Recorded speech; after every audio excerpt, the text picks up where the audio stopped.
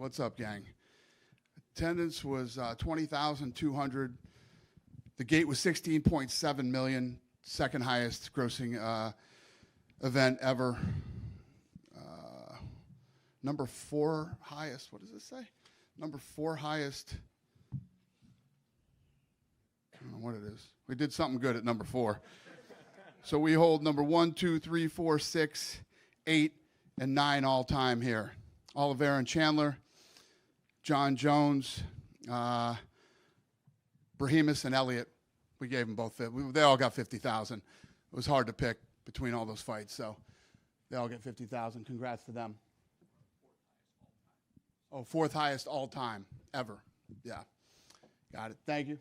Well, Daniel Farmer here. Yeah. We have star of the main event, Jon Jones. Obviously, you've been singing his praises forever. This is the greatest fighter ever. But to do that to Stipe and just turn him off with a spinning back kick of everything, just what was your reaction to what we saw? And the kicks that started right from the jump, hurt him with the first kick. This guy's fight IQ is off the charts. And, you know, everybody going to admit now that he's the pound-for-pound best fighter in the world. And let me tell you what, this thing had upset written all over it, too. I mean, Stipe, all the talk about Jon Jones, Stipe seemed pissed, focused, and, you know, he came here to win. He looked good. He was physically in great shape. The list goes on, and Jon literally picked him apart. The jab was unbelievable tonight. How he was kicking the legs and the body. Every time he kicked the body, I thought it was over. And then he would go for the head kick and slipping punches. I mean, he's going to be 38 years old this summer. He looked incredible. I just don't know how any of you don't see that this guy's the fucking greatest fighter in the history of fucking people fighting. He's 37 going on 38. And again, tonight, he went in and did what he did. He's fucking unbelievable. And as long as he's active, he's the pound-for-pound best fighter in the world. So moving forward, what do you do? Like, as obviously you said, you want him to fight Tom next, and you said that could just be the biggest heavyweight fight of all time. It will be. Yeah. And Jon was on the post-fight thing. He said he wants to be well compensated because he saw what Jake and Mike. He will be. So when do you actually meet with him? Is that a Tuesday conversation, or is it get back? I got Tom waiting outside for me right now, and Jon, you let Jon do Jon. Jon's going to disappear. Not only will you not hear about him or what he's doing, neither will I. And then he will resurface, and he'll call, and we'll get it done. And Stipe he was very blunt. He said he's retiring. He's hanging it up. So I guess what are your thoughts of Stipe's career and what we saw from him in there? Because Daniel said he looked kind of slow, maybe a little sluggish, but he was landing some shots in there. He looked slow after he took the kicks to the body. He looked slow. Listen, don't say Stipe. Stipe was in fucking great shape. He came in and he was here to win, and Jon Jones systematically fucking picked him apart. His fight IQ is off the charts. It is hard talking to people who 99.9% of the media don't know what the fuck they're talking about when it comes to fighting. Amen. Thank you, sir. And what do you make of Stipe's career now that he's officially hung it up? He's had an incredible career, and it doesn't diminish who he was at heavyweight and what he's accomplished here. When you think about Stipe, he's made a lot of money. He's been a firefighter. He'll retire with his pension and all the things. Stipe is going to have a great life. In the co-main event, obviously, another fight of the night for Michael Chandler. He was pretty adamant, like beat Charles, go on to fight for the title and everything. Real weird 5th round of, a lot of blows to the back of the head. A lot of your fighters online seemed very confused why the referee wasn't, saying anything about that. Just what did you make of just all the weirdness we saw in that? Yeah, the reffing lately has been weird. The judging has been weird lately, and I don't disagree with you. I saw a fight tonight that should have been stopped earlier, and it's just, it's... What do you do with Charles? He's pretty adamant that he wants to be cage side for that Islam and Arman fight whenever that happens. Then we fly him in from Brazil and sit him cage side for that fight. Sure. And just a couple other unrelated to the top 2 fights. The gloves that went back to the old, that's a permanent move? You're just going to shelve the newer one? Yeah, it's a permanent move, but the problem is we don't have enough of the old gloves, so until we can get them all done, that's it. Are you going to go back to the gold gloves for the championship fight, just black permanently? You know what? There were good intentions with the new gloves. We spent a lot of time, energy, and money on them. There were good intentions. Didn't work out, and it is what it is. Another big win for Jim Miller. He said that he wants to get to 50 total UFC fights and then hard stop on his career, and you can hold him to that, he says. Deal. And just one final one I do have to ask you about. Your friend Mike Tyson tweeted that he almost died over the summer. He said, he had a bunch of blood transfusions, just had to fight to get healthy, and then his performance yesterday against Jake Paul. Just your thoughts on what we saw. Mike Tyson was right, and I was wrong. When you guys know the whole story about Shark Week, and if you don't, I begged him not to do the Roy Jones fight. You're too old. I love you. I don't want to see you take any more punishment. So I set him up on Shark Week. He got paid good money. And he's like, you fucking... So he almost flipped out the last day and was ready to kill everybody on the boat because he had to jump in with all these sharks again in the middle of Florida. And he's like, this fucking asshole says that, he cares about me and everything else. I've been fighting since I was 12. And he throws me in the fucking ocean with a bunch of sharks. He was right about that, too. But he basically said, I told him, Mike, you're basically 60 years old. And he's like, you honestly think this fucking kid's going to do anything to me? He's not good. He's not going to fucking knock me out. He's not going to do this. And you saw him. He tripped when he was walking down the thing. He had a hard time walking up the stairs. He had a knee brace on. And Jake Paul couldn't do anything to him. He made a ton of money. And I know people are mad. You stayed home on a Saturday night, but you didn't pay for it. You know what I mean? And, Mike, this is what Mike Tyson, when Mike Tyson shows up, everybody makes money. Jake Paul is, I don't have to tell you guys. You guys know. Mike Tyson is the A+++ side of that thing, and he was right. Jake Paul couldn't do shit to him. He was right, and I was wrong. When you say the Tom John fight would be the biggest of all time, you're talking even bigger than the Brock Lesnar days at heavyweight as well. Be the biggest heavyweight fight in UFC history by a long shot. When you look at that fight stylistically, right, as you said, John, still amazing, still incredibly varied attacks, great IQ, but it would seem that Tom's advantage would be in the speed. When you look at that fight, how do you break it down, and how do you think that could play out? I have no idea. I mean, I don't know what John's going to do. John's one of those guys that I was saying earlier has the highest fight IQ. He's like fucking Elon Musk in the octagon, okay? This guy is brilliant in there, and the things that he pulls off, like you didn't see any of the spinning elbows tonight that he does normally. He did all different shit tonight. I'm sure he sat down and watched Stipe's tapes, and I don't know what he'll do with Aspinall. Michael Chandler Charles getting his back and him doing the slams into it, obviously not advisable, but did you enjoy that as a spectator? I'm sorry. What did you ask me? I said, did you enjoy when Chandler threw himself backwards with Charles on his back? Yeah, that was awesome.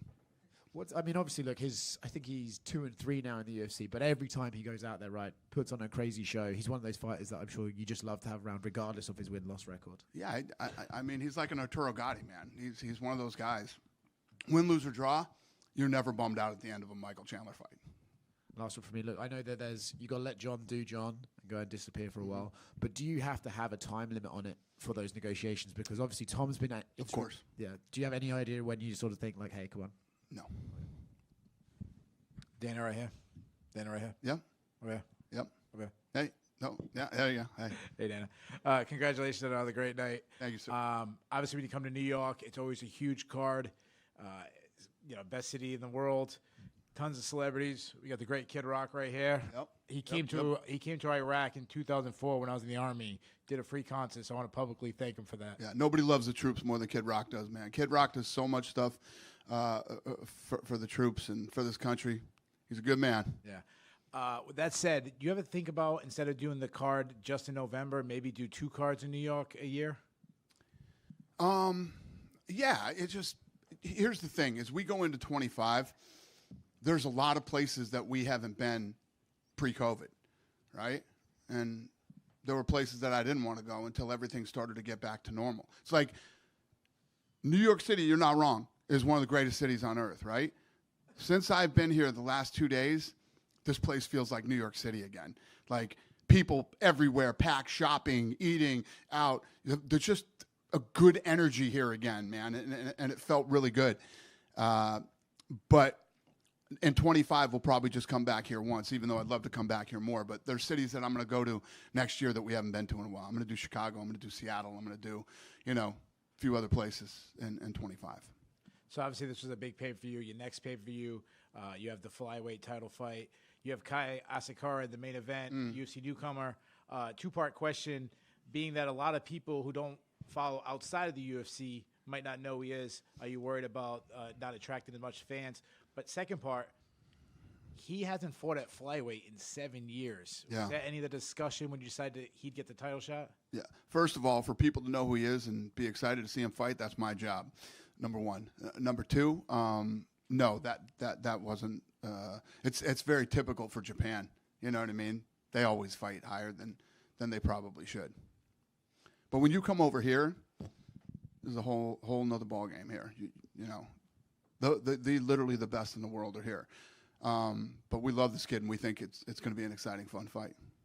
And my last question, this is your first pay-per-view since Donald Trump won the election. I know he's a close friend of you. But from a business side, how does that change the UFC?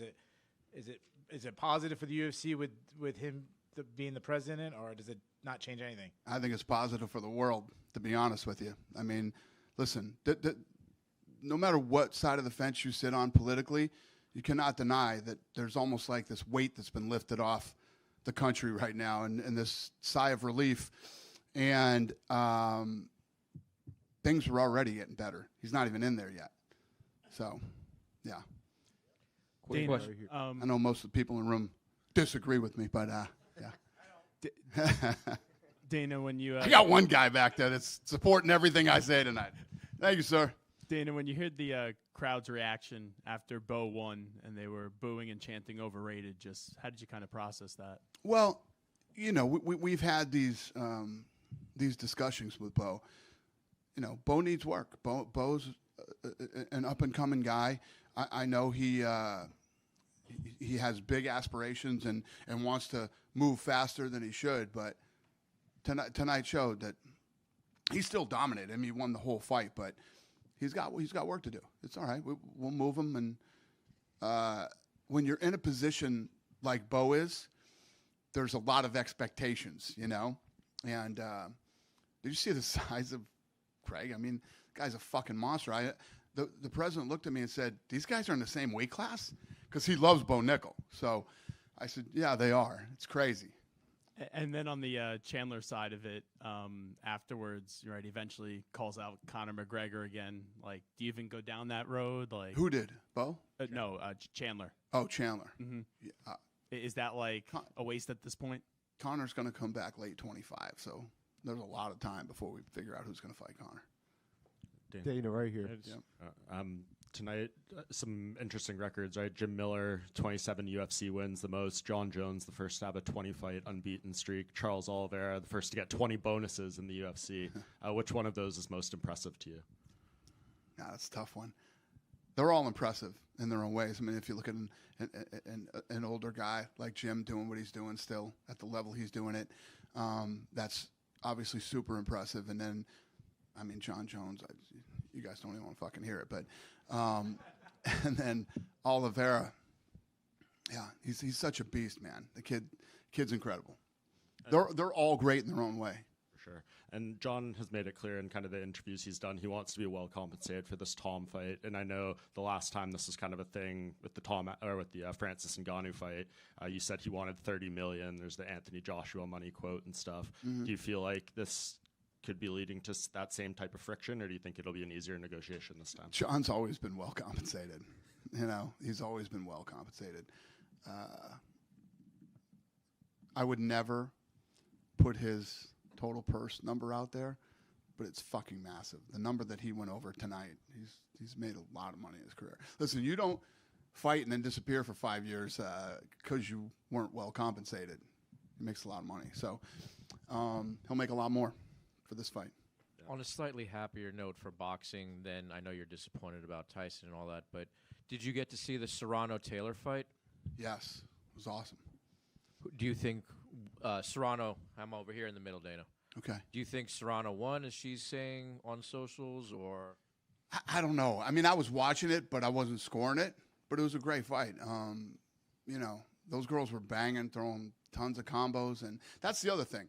I mean, all the people that are, you know,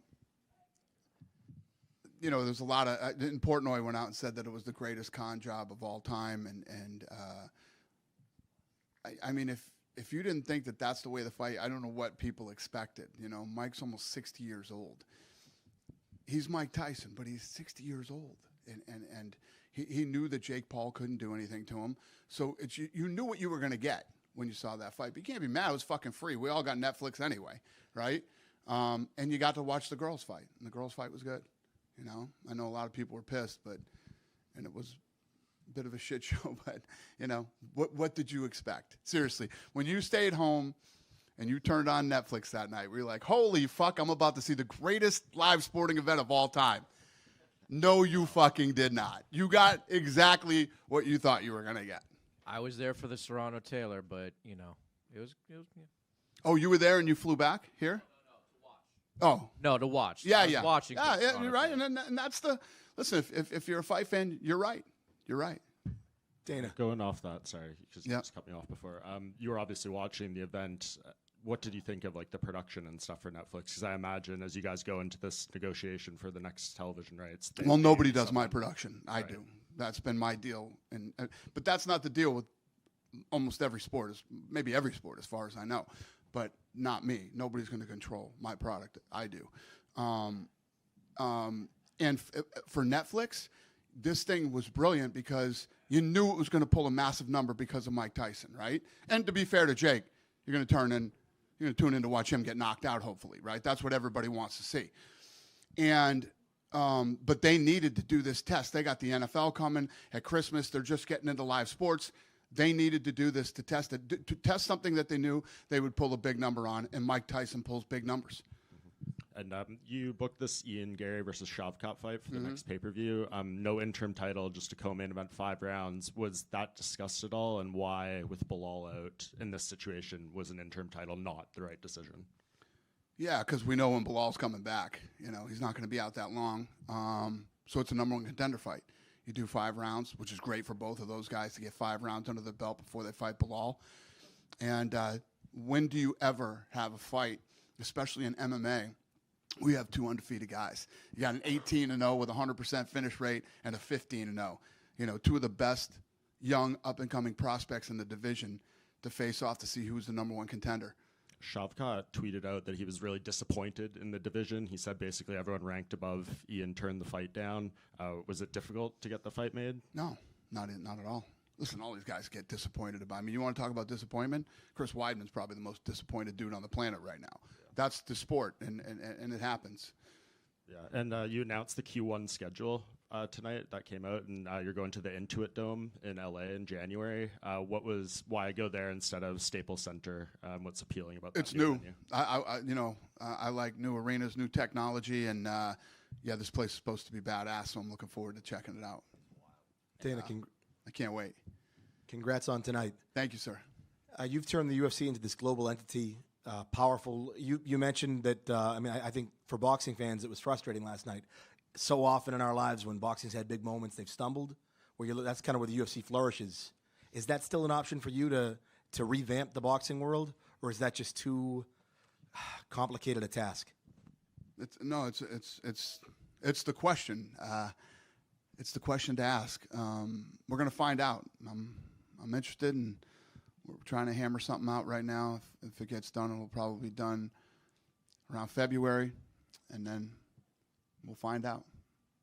It needs to be ripped right down to the ground and rebuilt. When we started this company, we had like 13 contracts. Nobody knew anybody. We weren't on television. We had a DirecTV deal where we did like fucking 2,500 buys every time we did a show. And we literally built it from the ground up. That's how you do it. I don't know if there's ever been a sporting, a business, or anything in the history of the world that has brought in trillions of dollars, trillions in revenue. And at the end of the day, there's nothing left. There's nothing there. It's, you know. So that's the plan. Yeah, just two more in the front right here. The odds for Tom and John were the early odds were just released. Tom is a minus 135 to John being a plus 115. I'm curious what you make of those odds. It's awesome. I love it. I love it. Just one other last one that I remembered. It was announced Nick Diaz is probably out of his fight against Vicente Luque. Does that have anything to do with that video of Nick that came out? That Nick's out of the fight? Yeah, that's been reported. Shit, I didn't even know that. Nick out of the fight? Okay. Well, have you been made aware of that video of Nick going around social media? I've seen a lot of videos of Nick. Okay. And Nate. Dana, the UFC signed Mikey Musumeci to the first BJJ exclusive promotional contract in UFC history. Can you just talk more about the work that went into that? You said it's been in the works for over a year. Yeah, I mean, we're getting into grappling now. So he's one of many. We'll go after all the greatest guys in the world. Hey, Dana. Yeah. Over here. Yep. Yeah. Congrats on the night, on a phenomenal night. Thank you, sir. Wanted to ask you, were there any upcoming fighters or, couple guys on the undercard you're actually excited about potential matchups happening later? And also, just to emphasize the impact of tonight, with the past presidential election and everything going on the grandest stage possibly in the country, just the overall energy and everything tonight. Yeah, I mean, we always, all the guys that are on the undercards are usually guys that we, have high hopes for and that, we're looking to build. I don't really understand your question about the election, but yeah, like I said earlier, I mean, I can feel the difference. When I go into places like New York that's normally crazy blue and people are running up to me and thanking me and saying, and New York has a completely different vibe this time than the last, several times that I've been here. It feels like New York again. It does. One down, one to go. LA. Let's get LA back. Dana, just in general, why do you think your fighters kind of relate well to Trump? Because, back to back, it was Bo, then Chandler, then John. Why do you think they relate so well to the president? Well, if you saw the election, the entire country relates with Trump right now. Won all the swing states. The only states she won were the ones that you didn't need ID to vote in. It would have been interesting if you needed ID, how that would have played out too. I think that the whole country, it feels like somebody hit the reset button. Everything feels, and however this election went, everybody was hoping it was a blowout either way, so there would be no more bullshit. And what I think everybody's tired of the bullshit, man. We're all tired. We all just want to live our lives and run our businesses and raise our families and do all that shit. And hopefully this stuff will all simmer down in the next 4 years. I was asking that because, when you had the speech when he got elected, you think, Butts with the Boys, all the podcasters. So it seems like a lot of young men, relate well to Trump. So just how the fighters kind of relate to him tonight.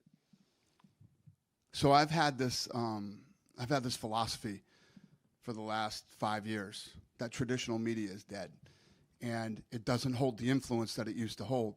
The two most hated people in this world right now are the media and the politicians. Nobody trusts them, and nobody believes them. And the true influence right now is with these kids that are on the internet, and they're called influencers.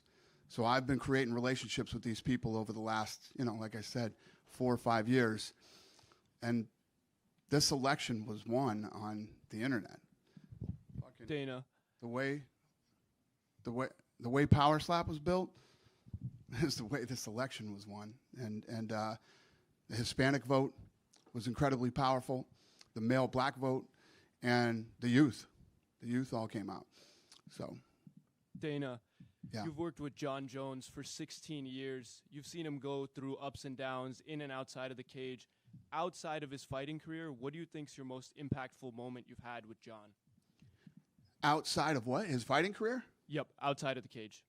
As friends. Me and Jon Jones never got along outside of the cage. We've had a horrendous relationship for 16 years. Not 16. Call it 10, 12. Well, I'm sure he's happy that you're claiming him as a pound-for-pound number one. Because it's a fact. We don't have to like each other. We don't have to whatever. I'm not saying we don't have that kind of relationship anymore, but I don't have to like him to realize who he is and what he's capable of and see the brilliance. He is the best to ever fight in a fucking fight, period. Ever.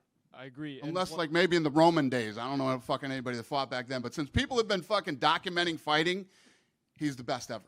And one last question from me. Venom has come out with a lot of custom shorts this year. 4 fighters on today's card had them. Which ones are your favorite of this year? I don't even know anything about any of them. All good? That is way out of my fucking wheelhouse. Right back here. Yeah. You've hit 100 shows in the Apex. This year, 17 out of 28 UFC fight nights will have taken place inside the Apex. With every other sport back to pre-pandemic operations, do you plan on getting on the road more than 50% of the shows this year? Yeah. I'm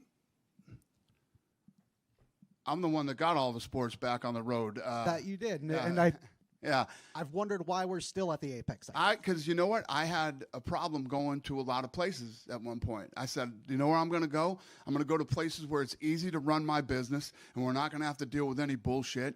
So, you know, we you know where we've been, the usual suspects. Celebrated, not tolerated. So we're going to start hitting a lot of those places this year, and yes, sir, we will travel fight nights more too. Sounds good. Thank you. Dana, over here. Yeah. Dana. Yeah. Here. Over Dana. here. Yeah. Here. Okay. Yeah. Yeah. Coming to this room, a guy told me he have a cancer and 1 month to live, but that he was happy to have seen a UFC event. How do you feel providing this kind of emotion for people? Help me. He said there was some. I believe he said there was someone he met that was dying from cancer, but What was it? he said, I believe. Correct me if I'm wrong. He met a fan that was dying from cancer, and he was happy that he was able to see. That's it. The event. Yeah. Do we have a translator here? Oh, Jon Jones kid. The guy with Jon Jones? No. Just a guy in this Madison Square Garden have a cancer and told me. And Yeah, he no, listen, was happy to see. So we've had so much of that. So behind the scenes, like, people will reach out all the time that are dying of cancer and all these different things, and we always bring people in to experience it. And how does it make me feel? Incredible that people who are dying want to come here and see an event. You know what I mean? He was very happy in here. Makes me happy. Yes, sir. Dana. Yeah. You say that Jon and Tom has the potential to be the biggest heavyweight fight of all time. Is that a fight that you think you could go against your normal rules and go for a stadium? It doesn't have the potential to. It's going to be. It's going to be the biggest heavyweight fight ever. It'll probably be the biggest fight we've ever done. And I hate stadiums, man. I hate them. I like arenas. It's just such a better vibe. People can see better. You know, probably not. And that fight will obviously take place in the USA. We don't know. We're talking about. We were literally talking about a lot of different options tonight before we came in here. So England's a potential. Could be anywhere. Could literally be anywhere. Thank you. Yep. Dana, over here.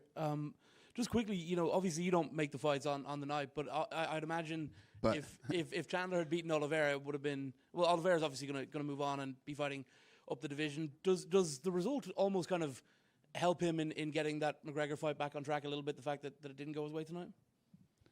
I don't know. I mean, anything's possible. Listen, like I said, he's like Arturo Gatti. You know what I mean? People want to see him fight, win, lose, or draw. He's always exciting. He's always fun. I mean, the last round of that fight, he kept getting taken down, get on his back. So when he got on his back at the end, he just stood up and started slamming him. The kid always tries to win. He always comes to fight. And Michael Chandler's always going to have a home here. I mean, until he decides to retire, Michael Chandler isn't going anywhere. Will he fight Conor? I don't know. With regards, Conor, you mentioned on the Jim Rome show and again today that it's going to be the end of next year, which will bring him over 4 years out of the octagon. But I spoke to him a couple of weeks ago, and he seemed more like he was maybe going to fight on February 1st. Where's the disconnect there? Who felt like that? Conor. Conor? And disconnect? And me? And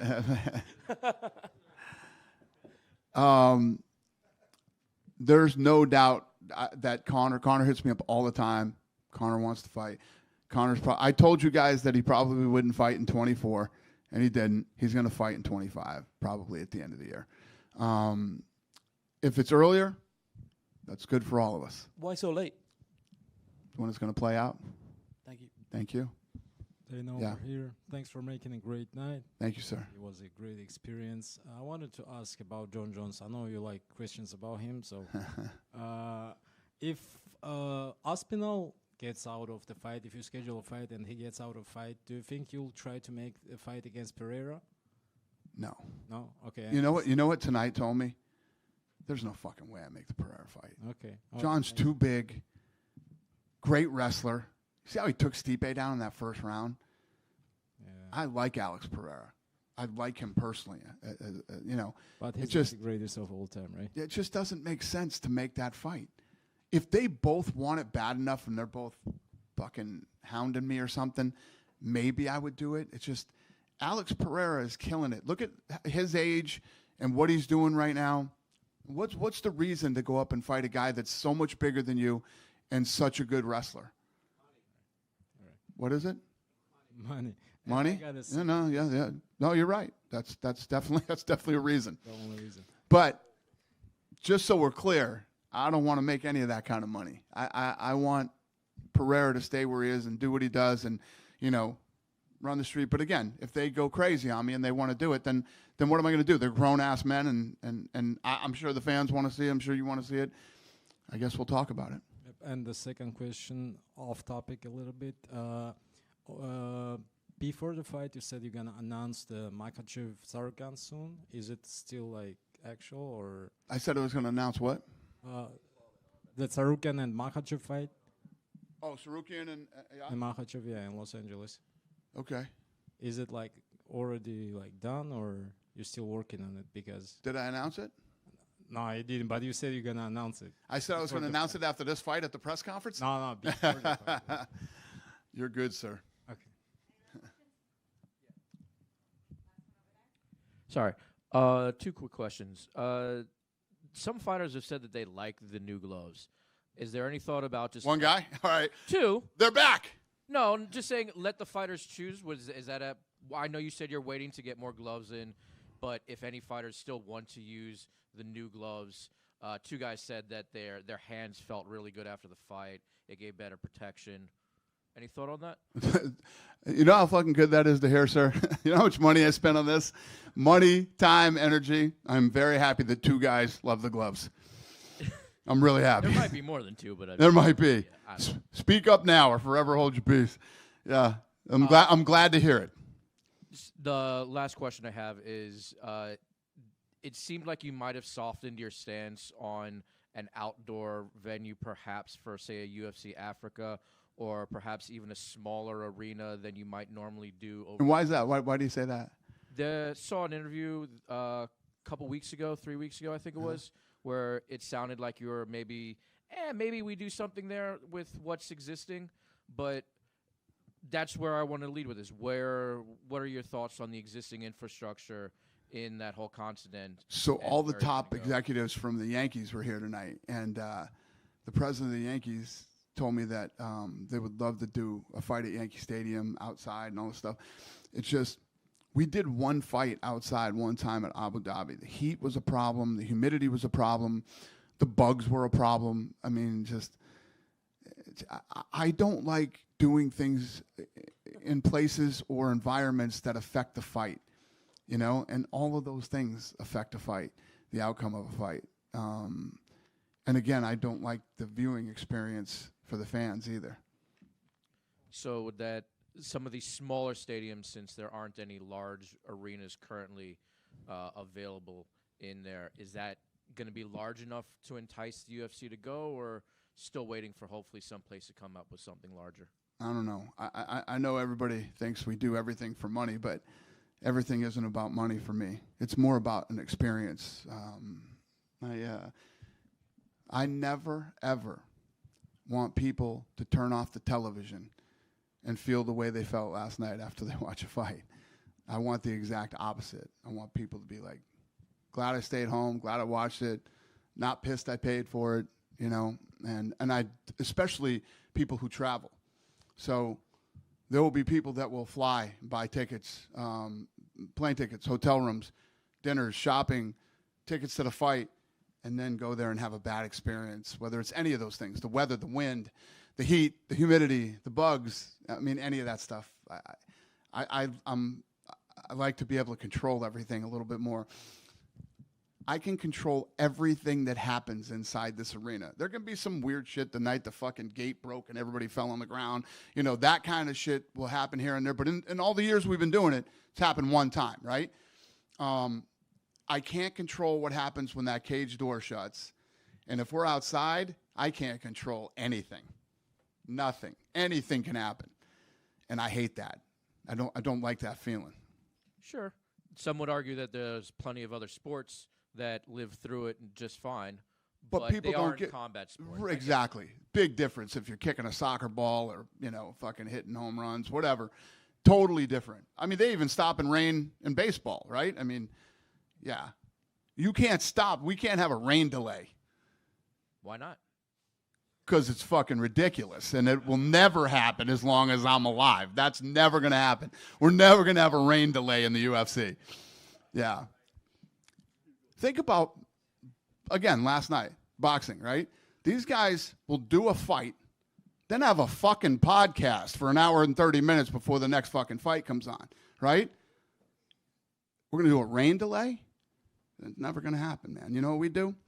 We go boom, boom, boom, boom, boom, and all the fights fucking roll all night. All the shit talk's done. You don't need to see fucking Rosie Perez breaking down fights and you know. Really good job, but yes. Yeah. Have a great night, everybody. Thank you.